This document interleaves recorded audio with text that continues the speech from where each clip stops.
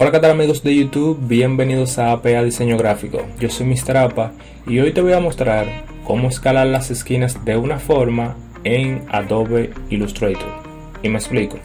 Voy a utilizar la herramienta rectángulo para crear un pequeño recuadro. Luego, a este mismo recuadro le voy a redondear las esquinas utilizando la herramienta selección directa.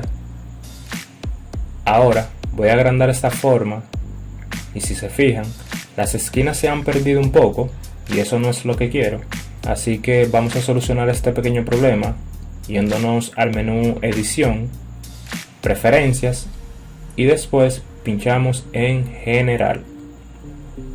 Una vez nos salga este cuadro de diálogo, simple y llanamente seleccionamos donde dice escalar vértices y ahí está, el problema ya está resuelto.